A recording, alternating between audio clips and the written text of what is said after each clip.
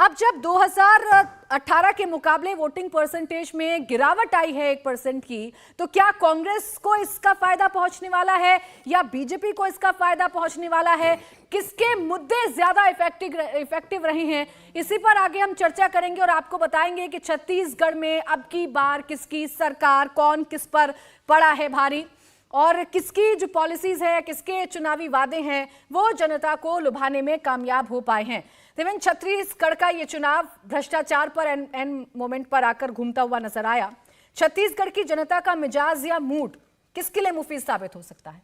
आमतौर पे देखें तो छत्तीसगढ़ के लोग प्राची सामान्य जीवन में भी बहुत ज़्यादा वोकल नहीं होते हैं और राजनीतिक तौर पे और ज़्यादा वो चीज़ें दिखती हैं। लेकिन जो चीज़ें ग्राउंड पे समझ में आ रही थी इस बार के चुनाव में, आप देखें तो 6 महीने पहले की अगर आप बात करें तो ऐसा लगता था कि बीजेपी आसपास भी कहीं नहीं है। बीजेपी कर्नाटक में भी हारी, बीजेपी हिमाचल प्रदेश में भी हारी, लेकिन छत्तीसगढ़ में बीजेपी की जो स्थिति थी बहुत ज़्यादा फिसड्डी, बहुत ज़्यादा खराब। और इस बात का अंदाजा आप लगा सकती हैं कि नंद कुमार साय जैसे नेता ने जब बीजेपी छोड़कर कांग्रेस ज्वाइन किया तो बीजेपी के बहुत सारे नेताओं को इस बात की भनक तक नहीं थी। प्रदेश में आपका कोई लीडर नहीं। रमन सिंह पिछला चुनाव जब उनकी सरकार हटी तो उसके बाद से एक तरह से वो शांत हो गए। मैसेज भी ये चला गया था कि अब नई लीडरशिप आएगी, नया कोई वैसा उभरा नहीं।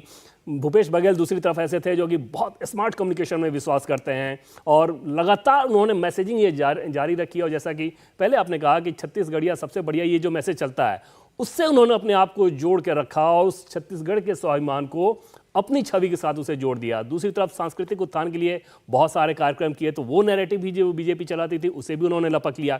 कुल मिलाकर बीजेपी ने 6 महीने पहले तक एक खुला मैदान दे दिया था और भूपेश बघेल लगभग 4.5 साल उसी मैदान में चलते रहे। पिछले 1.5 महीने में तकरीबन आप कह सकती हैं कि बीजेपी ने कोशिश ज़रूर ये की है कि माहौल बनाने का, और उस कोशिश का फ़ायदा ये होगा कि जैसे पिछली बार बस्तर रीजन में सिर्फ बीजेपी अगर 1 सीट जीती थी तो इस बार उसकी सीटों में इजाफा होगा। 7 से 8 सीटें तक जीत सकती है। बावजूद इसके कांग्रेस से वो पीछे रहेगी। इस फेज में जो चुनाव हुआ है वहां पर बीजेपी बस्तर रीजन की तुलना में ज़्यादा बेहतर करने की उम्मीद कर रही है। लेकिन पिछली बार के चुनाव में बीजेपी की स्थिति इतनी खराब थी कि उसमें इजाफा हो कि अभी बहुत कुछ हासिल नहीं होने वाला है। और ऐसा लग रहा है कि बीजेपी को जो काम करना चाहिए था छत्तीसगढ़ में वो उस रूप में नहीं कर पाई। सरकार बनाने के लिहाज से, सीटों के लिहाज से अगर आप देखेंगे तो हो सकता है कि 100% का इजाफा हो जाए, यानी कि पिछली बार जितनी सीटें थी उससे दुगुना बढ़ जाए। लेकिन इससे समझा जा सकता है कि सरकार बनाने को लेकर बहुत कुछ हासिल होने वाला नहीं है। और ये बीजेपी की जो अंतिम में आपने देखा कि महादेव ऐप को लेकर जितनी चर्चा हुई तो वो शहरी क्षेत्रों में ही वो चर्चा सीमित रही और शहरी क्षेत्रों में ऑलरेडी पिछली बार की तुलना में इस बार बीजेपी अच्छा कर रही थी।